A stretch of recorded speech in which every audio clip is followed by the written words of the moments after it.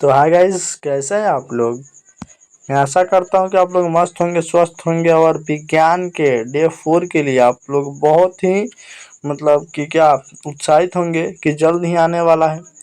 तो चलिए आप लोग को जो है डे 4 आज हम लोग ख़त्म करने वाले हैं, यानी 300 से क्या 300 से 420 जितनी भी ऑब्जेक्टिव है वो सब खत्म करने वाले हैं। इसमें 1050 ऑब्जेक्टिव है। कितना है? 1050 ऑब्जेक्टिव है। 11 क्लास में या 10 क्लास में ख़त्म कर देंगे। ठीक, तो चलिए स्टार्ट करते हैं बिना देरी करते हुए। सबसे पहले आपका स्वागत है मेरे यूट्यूब चैनल विद्या विस्तार में। ठीक, और आप मुझे यूट्यूब पे अगर पसंद करते हैं, थोड़ा सा भी पसंद करते हैं, मेरे चैनल को सब्सक्राइब कर लें। और अगर आप पीडीएफ नोट्स जो भी आप लेना चाहते हैं क्लास 10th के बारे में, कोई भी वीडियो हो, पीडीएफ नोट्स हो, कोई भी सवाल का सॉल्व हो, लेना चाहते हैं तो 76 31 77 87 76 31 77 87 49 या 59 दोनों में से कोई भी ले सकते हैं नंबर। दोनों मतलब हमारा ही है। 76 31 77 87 49 या 59, इन दोनों पे हाई लिख के भेजिए और अपना क्लास 10th का जो भी आपको दिक्कत होगा वो आप ले सकते हैं। वो क्या है ना, पीडीएफ हो चाहे जो कुछ भी हो। ठीक, तो चलिए अब बढ़ते हैं आगे। यहाँ पे हम उस दिन आगे बताए थे कि यह नोट्स विद्या विस्तार के द्वारा तैयार किया गया है। इसमें टोटल कितनी, अगर विज्ञान में सब्जेक्टिव प्रश्न आएंगे जिस इसमें से लगभग कितना 60 से 70 ऑब्जेक्टिव इसी नोट से होंगे। ठीक, तो ये बहुत ही इम्पोर्टेंट है, इसको पढ़ना बहुत ज़रूरी है। तो इसको चाह कर भी मिस ना करें। हम चल रहे हैं कहाँ, 300 ऑब्जेक्टिव नंबर पे। ठीक, तो 300 ऑब्जेक्टिव 30 नंबर पेज में है। चलिए 268 307 आ चुके हैं। ठीक, तो चलिए देरी ना करते हुए हम लोग 301 से स्टार्ट करते हैं, क्योंकि हम लोग 300 तक कर लिए थे। तो चलिए, अगर आप लोगों को क्लास 10th का एक बार और बता दें, बिल्कुल फ्री में क्रैश कोर्स ज्वाइन करना है तो यूट्यूब चैनल विद्या विस्तार से अवश्य जुड़े, विद्या विस्तार से अवश्य जुड़े, ताकि आप लोग को चैनल आप लोग को मतलब बिल्कुल फ्री में क्रैश कोर्स की तैयारी और क्लास 10th की तैयारी कराई जा सके। और आगे चल के अपने भाई बहन को भी बताइएगा, इस पर बिल्कुल फ्री में तैयारी कराया जाता है, वो भी पूरा फुल सेशन का। ठीक, तो चलिए स्टार्ट करते हैं वीडियो को देरी ना करते हुए। आज का पहला नंबर, लेकिन देखा जाए तो 301 नंबर जो क्वेश्चन है, एक एवोका रेजिया किस अनुपात में सांद्र हाइड्रोक्लोरिक अम्ल एवं सांद्र नाइट्रिक अम्ल का ताज़ा मिश्रण होता है। इसका जो अनुपात होगा 3:1 आंसर होगा। देखिए 3 अनुपात कैसे कहाँ दिया है, क्योंकि देखिए हाइड्रोक्लोरिक अम्ल सांद्र हाइड्रोक्लोरिक अम्ल 3 होता है और सांद्र नाइट्रोक्लोरिक अम्ल कितना 1 होता है, और दोनों का अनुपात 3:1 होगा। तो देखिए आंसर क्वेश्चन का आंसर कहाँ दिया है, यहाँ पे दिया है।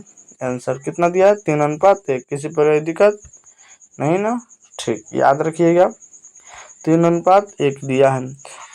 इसको मतलब मजाक में मत लीजिए। जो अगर आप 1050 क्वेश्चन पढ़ लीजिएगा ना, आपको बोलना है कि विज्ञान में कहीं से नहीं पढ़ना होगा। ठीक, इसको याद मत कीजिए, रटिए मत, मुंह से मत बोलिए। इसका याद करने का ट्रिक है, आप इसको देखिए और इसका आंसर याद करते रहिए। ठीक, किसी पर दिक्कत नहीं ना। देखिए -CH का पर्यात्मक समूह निम्नलिखित में कौन है, मतलब इस समूह इसको क्या कहते हैं, तो इसको कहते हैं कार्बोक्सिलिक अम्ल। क्या कहते हैं, कार्बोक्सिल अम्ल है। ठीक, अब चलिए आगे। यहाँ पे प्रोपेन क्या है, प्रोपेन का आणविक सूत्र C3H8 क्या है, C3H8 है। इनमें कितने सहसंयोजक बंधन होते हैं, तो आप लोग जानते होंगे इथेन मीथेन प्रोपेन में कितना, इसमें एक ही को मतलब बीच में आता है। 80 कई गो है, जैसे 2 गो सी रहता है ना, 2 गो सी रहता है तो 1 गो बॉन्ड बढ़ेगा, 3 गो सी रहेगा तो 2 गो बॉन्ड बढ़ेगा। तो यहाँ पे 3 गो सी है तो 2 गो बॉन्ड बढ़ेगा, और पहले से 8 गो है तो 8 गो 2 गो 10 गो, इसे याद कर लीजिएगा। ठीक, चलिए आगे देखिए। आधुनिक आवर्त सारणी में बाएं से दाएं ओर जाने पर परमाणु साइज आकार क्या होता है, बढ़ता घटता है, तो घटता है। क्या होता है, जब इधर से आप इधर आइएगा ना तो इसका क्या होता है, परमाणु आकार जो होता है क्या होता है, घटता है। ठीक, देखिए इसमें बोला है बाईं ओर से दाएं ओर, यानी यहाँ से बाएं से दाहिने आने पर,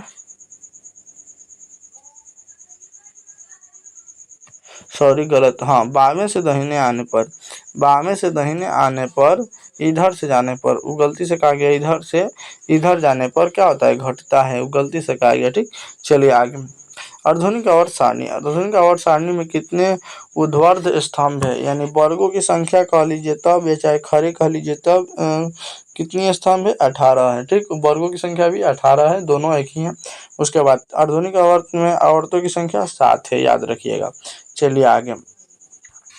एक जांच प्रश्नाली इसको ध्यान से सुनिए कि एक छात्र जांच प्रश्नाली के लिए गए सोडियम कार्बोनेट के तनु विलयन में सार्वभौम सूचक की कुछ बूंद मिलाता है। उस मतलब कि का सोडियम बाइकार्बोनेट के तनु विलयन में सार्वभौम सूचक की कुछ बूंद मिलाता है। निम्नलिखित में से कौन सा रंग दिखेगा, नीला दिखेगा। जैसे ही वो मिलाएगा ना कुछ बूंद सूचक के, तो क्या हो जाएगा, नीला दिखना स्टार्ट हो जाएगा। किसी प्रकार की दिक्कत नहीं ना। चलिए आगे देखते हैं। 307 नंबर, जब मैग्नीशियम फीता को जलाया जाता है तो उत्पन्न आग को लौ होती है। जैसे कि अगर आप आग को जलाइएगा ना, जैसे कि बत्ती होती है सब तो अलग अलग होते हैं। जैसे कि अगर हम मोमबत्ती को जलाते हैं तो उसमें से लाल आता है। कैसे आता है, लाल, आप ऐसे देखे होंगे। ठीक, इसमें जो लो होता है थोड़ा साइड में काला भी होता है। ठीक, साइड में काला भी होता है और बीच में लाल भी होता है, बहुत ज़्यादा लाल होता है। इसमें पीला भी होता है बीच में। ठीक, ऐसे होता है और सबसे बीच में लाल पीला टाइप होता है।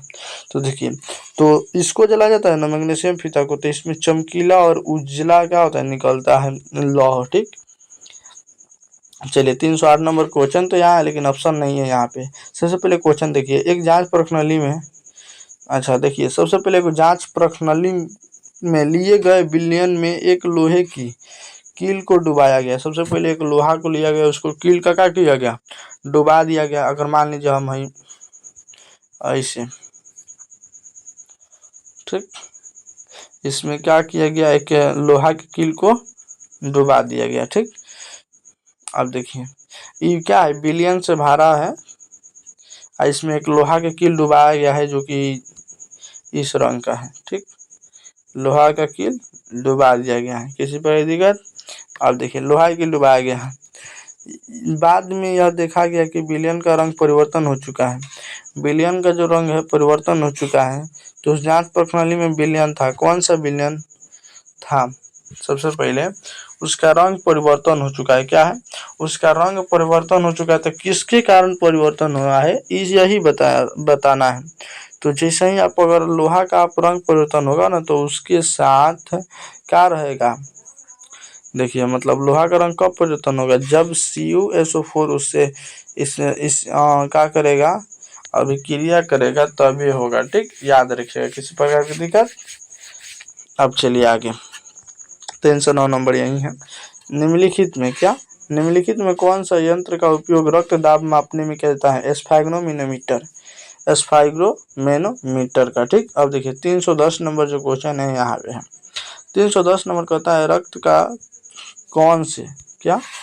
के कौन से अवयव घायल स्थान से रक्त स्राव के मार्ग को रक्त का थक्का बनाकर अवरुद्ध करता है। मतलब कि आप देखिएगा, कहीं मान लीजिए हाथ हो गया। ठीक, ये हाथ हो गया, कोई भी हाथ हो जाए, आप लोग का ही हाथ हो गया, चाहे जैसे भी है, ये वाला ही शरीर है। ठीक, अभी नहीं कि हम पूरा शरीर बना, चलिए ये वाला आप लोग का हाथ हो गया। तो इसमें से मान लीजिए उंगली कहीं कट गया तो खून बहेगा कि नहीं, तो वहाँ जो खून बहता है तो कुछ देखिए कुछ देर के बाद वो जम जाता है। तो किसके कारण जमता है, प्लेटलेट के कारण। वही यहाँ पे पूछ रहा है, किसी प्रकार की दिक्कत नहीं ना। चलिए 311 नंबर देखिए, अबटू ग्रंथि को थायरॉक्सिन हार्मोन बनाने के लिए क्या आवश्यक है, क्या सोडियम की आवश्यकता होती है। अबटू ग्रंथि को थायरॉक्सिन हार्मोन बनाने के लिए सोडियम की आवश्यकता होती है। 312 नंबर यहाँ पे जो क्वेश्चन आप लोग को दिखाई दे रहा होगा, मस्तिष्क का कौन सा भाग शरीर की स्थिति तथा संतुलन को अनुरक्षण करता है।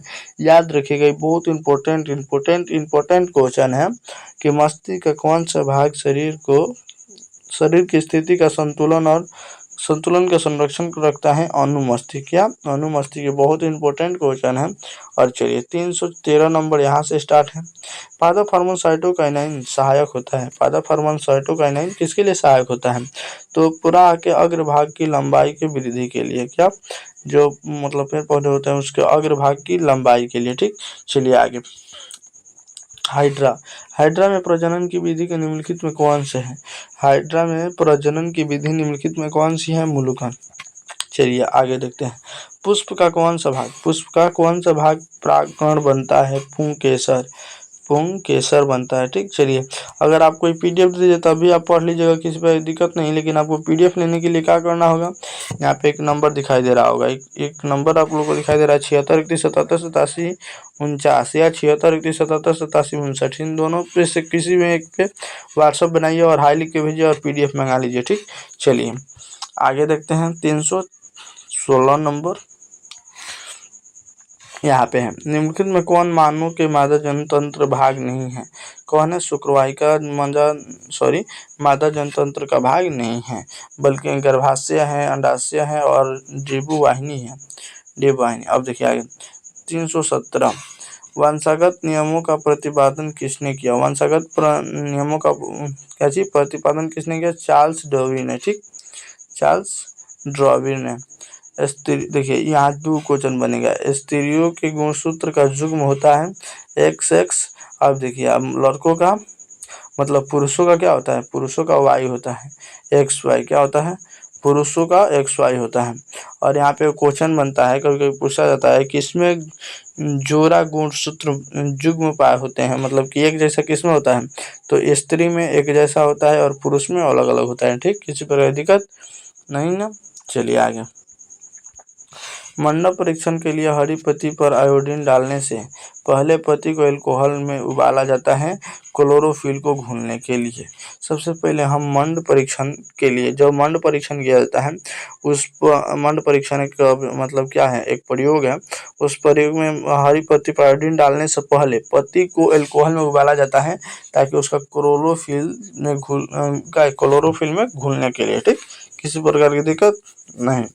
चलिए यहाँ पे थोड़ा सा नीचे भी क्वेश्चन है। 319 नंबर देखिए क्वेश्चन है। स्लाइड को सर्वप्रथम कंपाउंड माइक्रोस्कोप से देखा जाता है 10x पर। ठीक, चलिए ये जो क्वेश्चन है आप लोग को याद होगा, छोटा छोटा क्वेश्चन है। चलिए आगे देखते हैं। 320 नंबर यहाँ पे क्वेश्चन है। 2 तंत्रिका कोशिका। क्या 2 तंत्रिका कोशिका के मध्य खाली स्थान को कहते हैं सिनेप्स। को बार आ गया। चलिए ठीक है आगे देखते हैं। निम्न में कौन आहार श्रृंखला का निर्माण है? सबसे पहले घास गेहूं आम। गलत बात है। गेहूं घास को नहीं खा सकता है। गाय बकरी को नहीं खा सकती है। बकरी घास को खाती है, सही बात है, लेकिन मछली बकरी को नहीं खाती है। बकरी को घास को बकरी खाती है, सही बात है। अब बकरी को मानव खाता है, ये सही बात है। तो ये क्या होगा? आंसर ये वाला होगा। किसी प्रकार की दिक्कत नहीं ना। चलिए आगे देखिए। यहाँ पे हमारे शरीर का pH परास कितना होता है? परिसर के बीच काम करता है, मतलब जो हमारा शरीर होता है किसके बीच में काम करता है? तो यहाँ पे 7.0 से लेकर 7.8 तक, या 7 से लेकर 7.8 तक। ठीक, चलिए आगे। श्वसन का अंतिम उत्पाद क्या है? CO2 तथा H2O और ऊर्जा। ठीक, अच्छा आप सोचे हैं कि चलिए कभी याद पड़ेगा तो बताऊंगा। निम्नलिखित में कौन सा ऊर्जा का नवीकरणीय स्रोत है? नवीकरणीय सबसे पहले जैव मात्रा नहीं, कोयला नहीं, पेट्रोलियम नहीं, कोई नहीं, और एक क्या इनमें से कोई नहीं आंसर होगा। क्यों कि जैव अनवीकरणीय का मतलब जो कभी खत्म ना हो। तो कोयला पेट्रोलियम खत्म हो जाता है, जैव मात्रा भी खत्म हो जाता है। ठीक, तो इसलिए इनमें से कोई नहीं होगा। ये वाला देखिए। विद्युत धारावाही चालक तार द्वारा उत्पन्न चुंबकीय क्षेत्र की दिशा निर्धारित करने के लिए निम्नलिखित में कौन से सहायक है? ये वाला आप चाहते हैं फिजिक्स का चैप्टर 4 में का है। क्या है? फिजिक्स का चैप्टर 4 में का जो है क्वेश्चन है। ठीक, याद रखिएगा। ये जबकि 5 नंबर में क्वेश्चन पूछना है। विद्युत देखिए एक बार और पढ़ लीजिए। विद्युत धारा किसी विद्युत धारावाही चालक तार द्वारा उत्पन्न चुंबकीय क्षेत्र की दिशा निर्धारित करने के लिए निम्न में कौन सा सहायक है? तो इसके लिए पहला दक्षिण हस्त पहले तो कट गया है। दूसरा है फ्लेमिंग बॉम्हर्स्ट नियम के अनुसार, फ्लेमिंग बॉम्हर्स्ट नियम के अनुसार। अब देखिए आगे, निर्वात में प्रकाश की चाल होती है। निर्वात में प्रकाश की चाल कितनी होती है? 3 × 10⁸ मीटर प्रति सेकंड यहाँ पे खुद लिखा गया है। और इसको अगर आप चेंज कीजिएगा ना तो क्या लिखा गया है? 3 × 10⁸, यानी 3 पे 10⁸ का मतलब होता है 8 गो जीरो। 3 पे 8 गो जीरो लिखिए, कितना होगा? 3 × 5 3 8। उसके बाद मीटर प्रति सेकंड, मीटर प्रति सेकंड। किसी प्रकार की दिक्कत? अगर वही हम यहाँ से किलोमीटर में अगर लाना होगा, जैसे लोग कहते हैं 3 लाख किलोमीटर, तो 3 लाख किलोमीटर कैसे आएगा? आने के लिए कुछ नहीं है, बस करना जानते हैं क्या होता है? 3 × 10⁸ मीटर प्रति सेकंड में 1000 से भाग दिया जाता है तो किलोमीटर में चेंज होता है। तो 1000 से भाग दीजिए, 3 गो जीरो। अब गिनिए, इकाई, दहाई, सैकड़ा, हजार, 10,000, लाख, यानी 3 लाख किलोमीटर। 3 लाख किलोमीटर प्रति सेकंड। ठीक, याद हुआ? कहाँ से आया? किसी प्रकार की दिक्कत नहीं ना? इसको ऐसे शॉर्टकट में भी बोलते हैं 3 × 10⁸ मीटर प्रति सेकंड, या 3 लाख किलोमीटर प्रति सेकंड। ठीक, याद रखिए, मीटर और किलोमीटर में बहुत अंतर है, इसीलिए पावर घटता बढ़ता है। चलिए आगे देखते हैं। यहाँ पे विकास क्या है? विकास के आधार पर निम्नलिखित में से किसका शारीरिक क्या है? अभिकल्प है। विकास के आधार पर निम्नलिखित में से किसका शारीरिक क्या है? अभिकल्प है। चिंपैंजी। क्या है? चिंपैंजी। विकास जो कर रहा है वो चिंपैंजी कर रहा है, यानी मनुष्य कर रहा है। मनुष्य जो होता है चिंपैंजी के आधार का है। मछली नहीं कर रही है, मरकरी नहीं कर रही है, मकड़ी नहीं कर रही है, जीवाणु नहीं कर रहा है, लेकिन चिंपैंजी कर रहा है। ठीक, किसी प्रकार की दिक्कत नहीं ना? चलिए यहाँ पे इसका जो हम यहाँ पे बता रहे हैं, हम सबसे पहले बोलते हैं कि एक बात याद रखिए, CnH2n लिखना सीखिए। CnH2n। ठीक, कितना लिखना जानते हैं? अब देखिए, ये बहुत ज़रूरी और फायदेमंद है कि इसको सीखना। CnH2n है तो लिखा भी है, हम एक बार और लिख रहे हैं CnH2n। ठीक, इसके आगे कुछ फिर लिखे CnH। हर साल इसमें से वो क्वेश्चन पूछता है, याद रखिएगा। ये 3 गो फार्मूला होता है, बहुत आसान है, और इसमें से हर रोज पूछता है। पहले लिखिए एल्केन, एल्केन, उसके बाद एल्कीन, जो यहाँ पे खुद लिखा गया है। क्या है? एल्कीन। उसके बाद लिखिए एल्काइन। क्या है? एल्काइन। चलिए अब हम बताते हैं इसका ट्रिक क्या है। तो ट्रिक है कि सब एक जैसा होगा, किसी प्रकार की दिक्कत? अब देखिए, ऊपरला में जोड़ दो, इसमें छोड़ दो, इसमें घटा दो। मतलब इसमें 2 जोड़ देना है, इसमें 2 छोड़ देना है, इसमें 2 घटा देना है। और उसमें ऊपर से लिखना है एल्केन, फिर एल्कीन, फिर एल्काइन। मतलब छोटा, फिर हल्का सा बड़ा, और सबसे बड़ा। किसी प्रकार की दिक्कत नहीं ना? चलिए, तो इसका क्या है?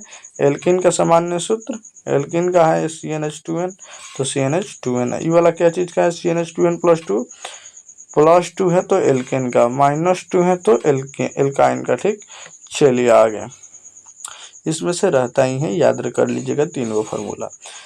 एसिटिक अम्ल का तनु विलयन के बारे में कौन सा अवलोकन सत्य है?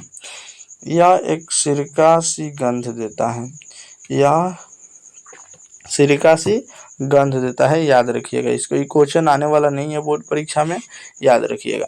निम्नलिखित प्रकाश के रंगों में से कौन सा रंग का अपवर्तन अधिकतम है? देखिए, सबसे पहले बोल रहा है निम्नलिखित प्रकाश में के रंगों में से किस रंग का अपवर्तनांक अधिक होता है? तो अपवर्तनांक उसी का अधिक होगा जो अधिक मूड़ा होगा। मतलब कि यहाँ से श्वेत प्रकाश गया। चलिए, हम एकदम श्वेत प्रकाश की तरह बता रहे हैं। सबसे पहले श्वेत प्रकाश अगर गुजारेंगे तो बुझाएगा क्या? नहीं बुझा रहा है।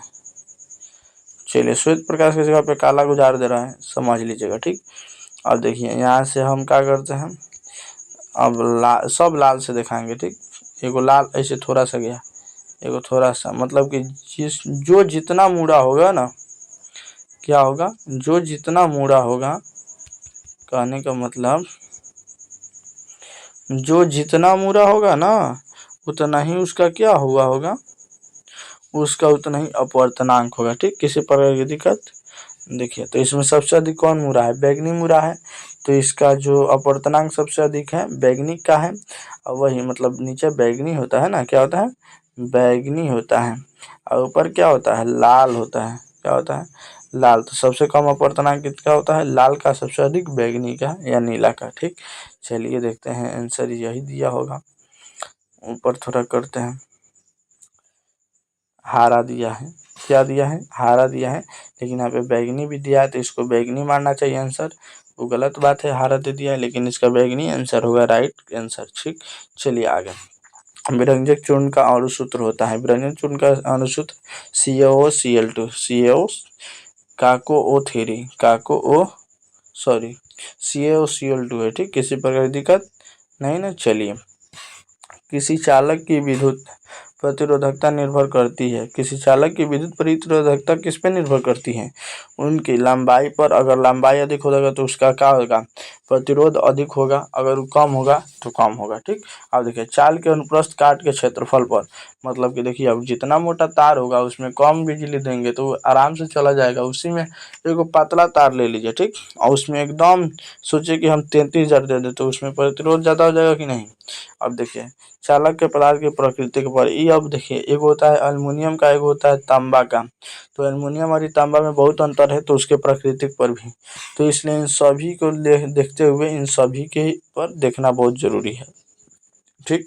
अब देखिए, नाइट्रोजन के द्विपरमाणुक अणु में कौन सा अम्बंध है, तो क्या है, नाइट्रोजन सबसे पहले H में कई गो होता है अबंध, एक गो, वो O में 2 गो, और NN में 3 गो। किसी प्रकार की दिक्कत नहीं ना।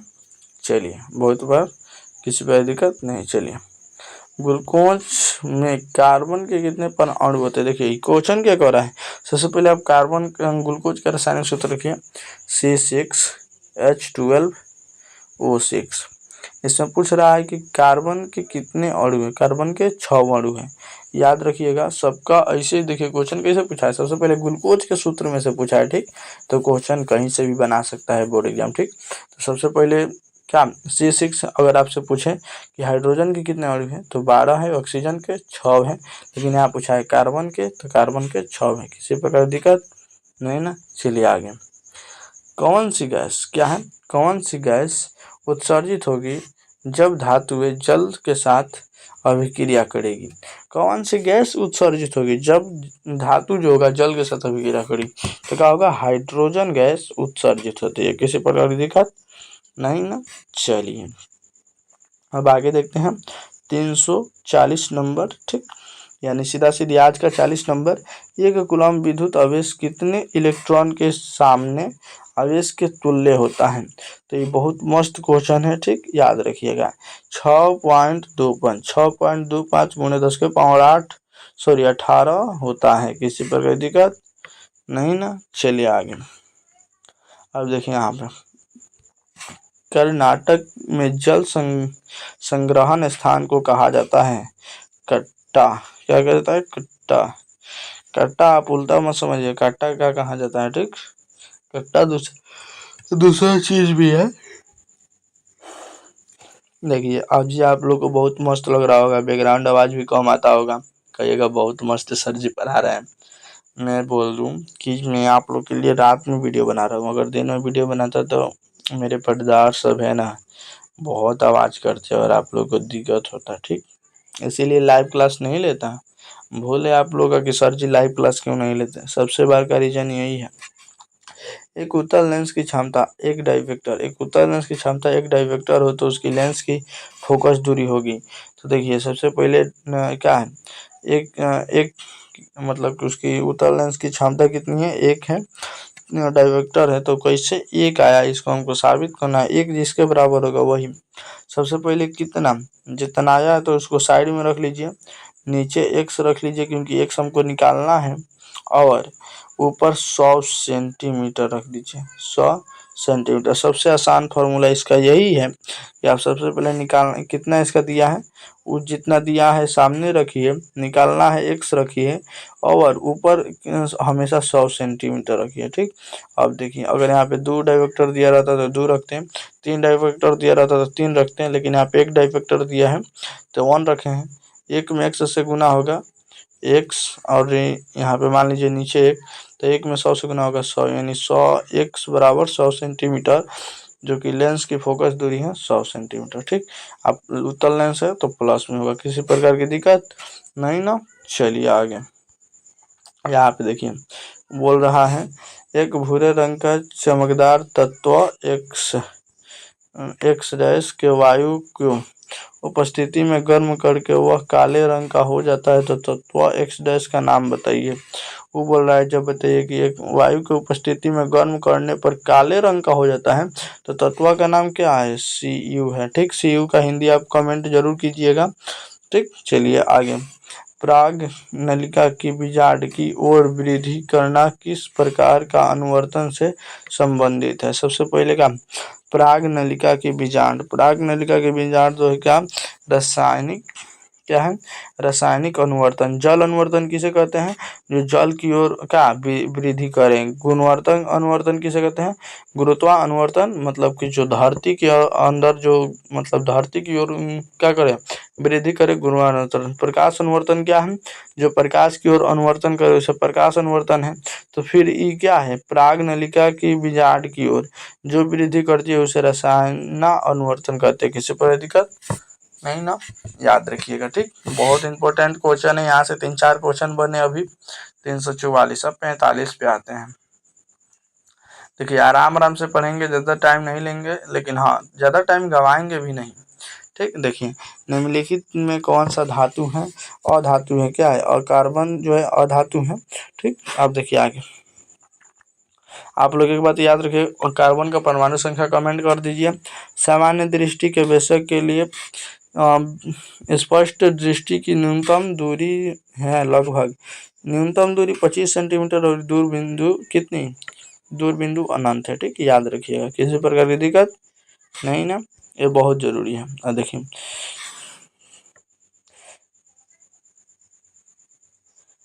कार्बोहाइड्रेट, प्रोटीन तथा वसा के पूर्ण पाचन की स्थल निम्नलिखित में कौन सा है, छोटी आंत। देखिए छोटी आंत में आपको क्या, छोटी आंत में आपको कार्बोहाइड्रेट, प्रोटीन तथा वसा का पूर्ण पाचन स्थल है, पूर्ण पाचन होता है छोटी आंत में। ठीक, चलिए आगे, यहाँ पे एक प्ररूपी सॉल सेल कितना विद्युत विभवांतर विकसित करती हैं, कितना, 0.5 टू 1, मतलब आधा से हाफ वोल्ट से लेकर 1 वोल्ट तक। ठीक, याद रखिएगा, इसको तोड़िएगा तो 0.5 आएगा, 0.5 वोल्ट से लेकर 1 वोल्ट तक। ठीक, चलिए आगे,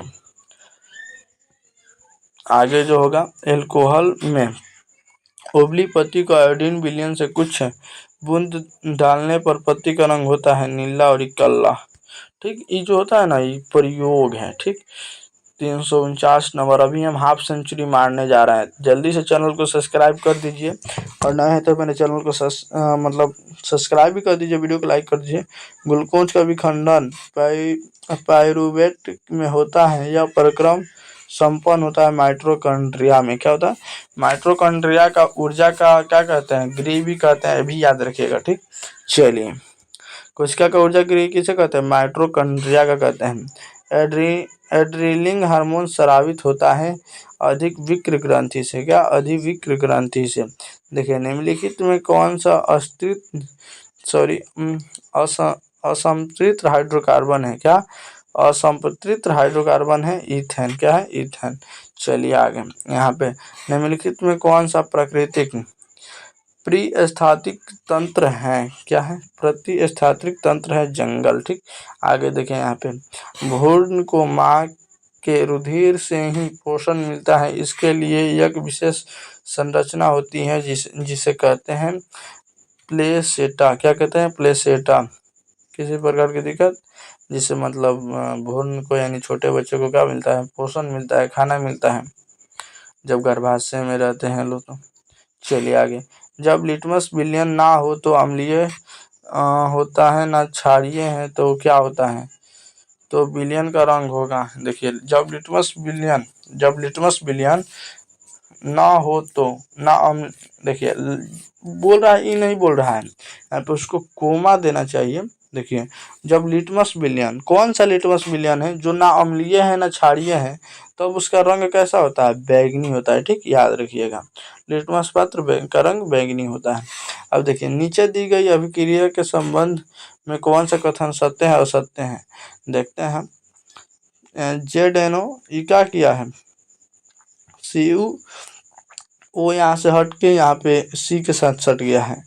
तो जो यहाँ पे है ना C के साथ यानी कार्बन के साथ ऑक्सीजन जुट गया है, तो क्या हुआ है? तो यहाँ पे देखिए कार्बन उपचारित हो गया है। क्या है? उपचयित हो गया है। कार्बन जो है उपचयित हो गया है। किसी पर दिक्कत नहीं ना? चलिए आगे। जब CO2 गैस को पानी में घोला जाता है तो विलयन का pH मान होता है 7 से कम। 7 से कम का मतलब अम्ल होता है भाई। देखिए समझातंक का उदाहरण है हमारा हाथ और कुत्ते का अग्रपाद। किसी प्रकार की दिक्कत नहीं ना? चलिए, हमारे शरीर में कौन सा हार्मोन कार्बोहाइड्रेट, प्रोटीन तथा वसा का उपचयन का नियंत्रित करता है? थायरॉक्सिन। क्या? थायरॉक्सिन। चलिए आगे 360 मात्र और 40 बनाना है और उसके बाद हमको फिर नेक्स्ट वीडियो में मिलना है। तो चलिए, निम्न में से कौन सा पर्यावरण अनुकूलन नहीं है? मोटरसाइकिल से चलना। मोटरसाइकिल से चलना, पैदल चलना ठीक है, साइकिल से चलना ठीक है, इनमें से कोई नहीं, ये भी ठीक है, लेकिन मोटरसाइकिल से चलने पर प्रदूषण होता है जो पर्यावरण का खिलाफ है। चलिए, ऑक्सीजन के दो परमाणुओं के बीच कितने अबंध होते हैं? ऑक्सीजन में भाई 2 होते हैं, द्विअबंध। ठीक, कैसे दिक्कत नहीं ना? चलिए अब देखिए निम्नलिखित में क्या, निम्न में कौन सा स्वच्छ ऊर्जा स्रोत है? निम्नलिखित में कौन सा स्वच्छ ऊर्जा स्रोत है? प्राकृतिक गैस, इससे ऊर्जा मिलता है, मतलब मस्त ऊर्जा थी है। लकड़ी से धुआं उत्पन्न होता है, कोयला से भी होता है, लेकिन जो प्राकृतिक गैस है ना, उससे बहुत मतलब कम नुकसान होता है। चलिए आगे। स्वपोषी क्या है? स्वपोषी पोषण के लिए आवश्यक है। स्वपोषी पोषण के लिए पर्णहित, सही बात है, सूर्य प्रकाश, yes, carbon dioxide, yes, H2O भी साथ में, H2O भी जरूरत है, यानी इन सभी की जरूरत होती है। ठीक, चलिए आगे। संगमरमर का रासायनिक सूत्र होता है काकोथीरी। क्या? काकोथीरी, CaCO3। ओजोन परत, यहाँ पे क्या है? ओजोन परत की हानिकारक विपरीत विकिरण से पृथ्वी को सुरक्षा प्रदान करता है। देखिए इसमें वो किरण आता है जो इसमें ऐसा किरण आता है, ऐसा किरण जिससे अगर वो त्वचा पर पड़ जाएगा ना तो वहाँ पे कैंसर हो सकता है। क्या? कैंसर हो सकता है। जिस किरण का नाम है पराबैंगनी किरण। इस किरण का क्या नाम है? पराबैंगनी किरण। ठीक, त्वचा पर पड़ जाता है तो कैंसर हो जाता है, याद रखिएगा। ठीक, चलिए आगे। निम्न में कौन सा संबंध असत्य है? सत्य है। V बराबर आई आर। देखिए दिया है कि अगर आई V बराबर दिया है, नहीं तो R बराबर दिया होगा V बटा आई। देखिए कौन दिया है? R V बराबर दिया है, V बराबर आई है, यही वाला आपका सत्य है। किसी को दिक्कत नहीं ना? वैसे तो आंसर यहाँ पे लगा है, लेकिन हम एक बार अपने से भी बता रहे हैं ताकि आपको याद रहे। किसी अंतरिक्ष यात्री को आकाश कैसा प्रतीत होता है? काला। बहुत इंपॉर्टेंट क्वेश्चन। ठीक, अब देखिए आगे। किसी लेंस द्वारा उत्पन्न आवर्धन का ऐसे ही मात्रक विहीन होता है, मात्रक नहीं होता है। लेंस का ऐसा ही मात्रक नहीं होता है, याद रखिएगा। ठीक, देखिए जैव विविधता का विशिष्ट स्थल है वन। क्या है? वन। चलिए आगे। एल्केन का सामान्य सूत्र है, अभी बोले थे ना, जोड़ दो, छोड़ दो, घटा दो, तो ये पहला नंबर पे है जोड़ दो। ठीक है, एल्केन क्या है? एल्केन। उसके बाद छोड़ दो, एल्किन क्या है? एल्किन। जोड़ दो, छोड़ दो, और जो घटा दो उसको एल्काइन। एल्काइन। ठीक, किसी प्रकार की दिक्कत नहीं ना? चलिए आगे। 371 नंबर यहाँ पे हमारे कंप्लीट हुआ है। यानी हमको 372 नंबर पे जाना है। मात्र 28 को पढ़ाने के बाद आज का जो क्लास बंद होने वाला है। ठीक, निम्नलिखित में से कौन सा एक लिंगी पुष्प है? पपीता पुष्प जो है एक लिंगी पुष्प है। अब देखिए, निम्नलिखित में कौन सा जीवाणु जनित रोग नहीं है? मस्सा। जीवाणु जनित रोग नहीं है, मस्सा। देखिए, निम्नलिखित में कौन सा उपधातु है? जी। ये ऑप्शन के अनुसार दिया जाता है, याद रखिएगा। हम बोले ना सामान्य अनुशीलन रक्त का दाब, उस दिन एक बार बताए थे, प्रकुचलन दाब कितना होता है? 120 mmHg होता है। mmHg होता है। क्या प्रकुचलन दाब होता है। यहाँ पे देखिए अनुशीलन कितना है? 80 mg है, याद रखिएगा। ठीक, किसी पर दिक्कत नहीं ना। चलिए आगे। यहाँ पे निम्न में से किस माध्यम में प्रकाश की चाल अधिकतम होती है? हवा में, जल में, शीशा में, हीरा में। इन सब के ऑप्शन के अनुसार इसमें दिया जाता है। ठीक, तो इसमें जो है सबसे हवा में सबसे आगे रहा है। यहाँ पे निर्वात रहता तो निर्वात भी सबसे 1 नंबर पे रहता, लेकिन इसमें सबसे 1 नंबर पे हवा है। ठीक, ऑप्शन के अनुसार इसका आंसर दीजिएगा।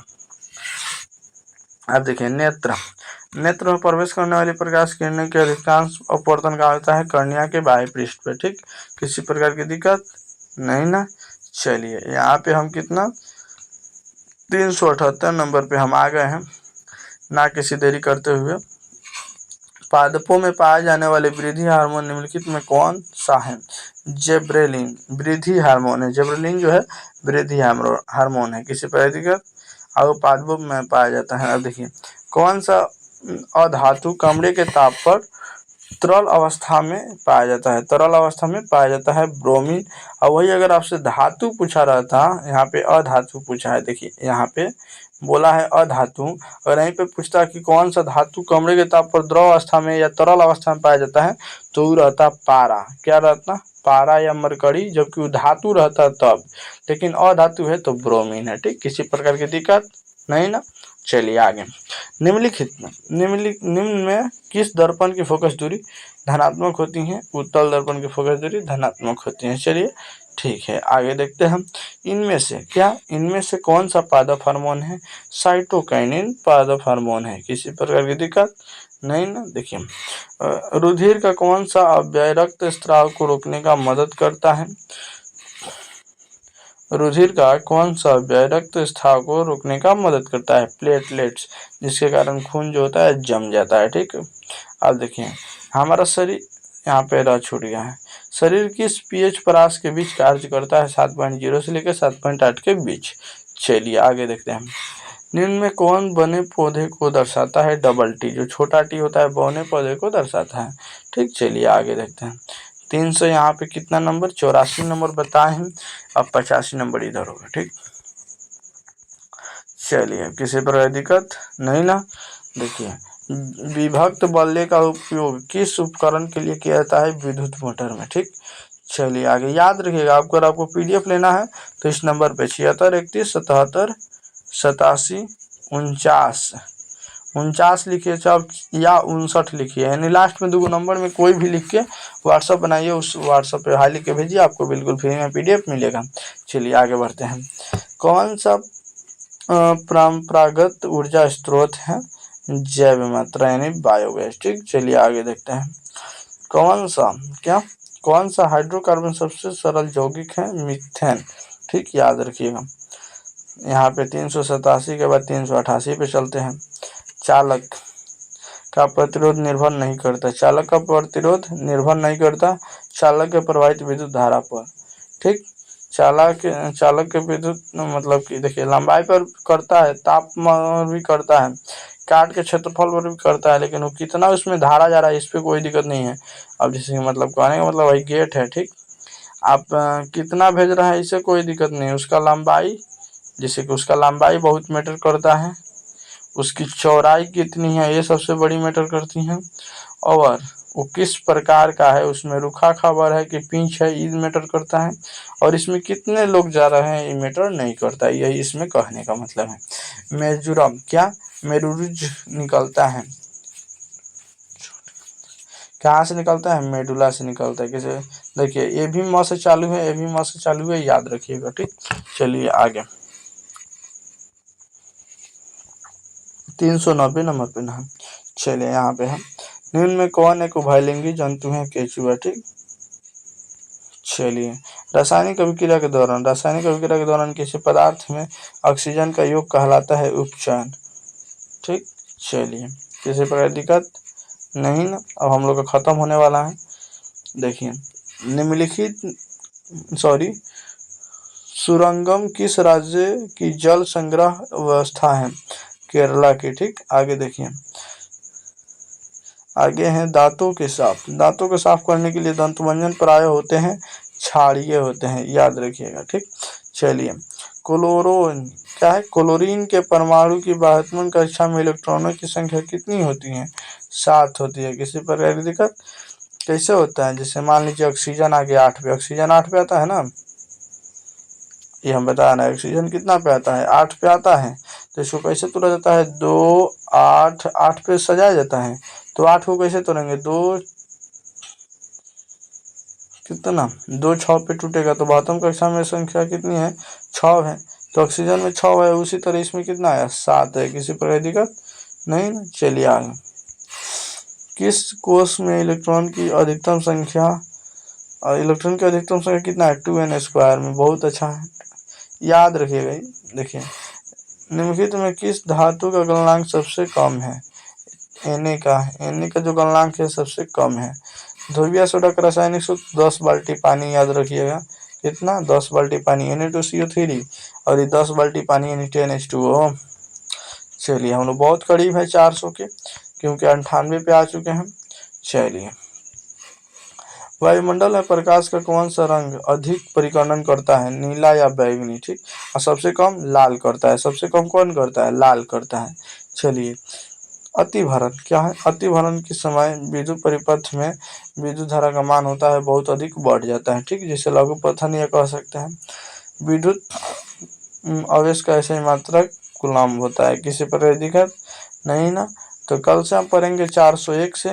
अगर आप मेरे चैनल पर नए हैं तो मेरे चैनल को सब्सक्राइब कर लीजिए, और दूसरा वीडियो आया है तो उसको भी देखना ना भूलिए, मैथ का। आप वीडियो को लाइक भी कीजिए और शेयर भी कीजिए। ठीक, और वीडियो आया है चैनल पे तो मेरा एक बार प्लेलिस्ट जाके जरूर चेक कर लीजिए, और इस वीडियो को जरूर अपने दोस्तों के पास जरूर शेयर कीजिए। ठीक, चलिए मिलते हैं नेक्स्ट वीडियो में, तब तक के लिए bye, thank you so much.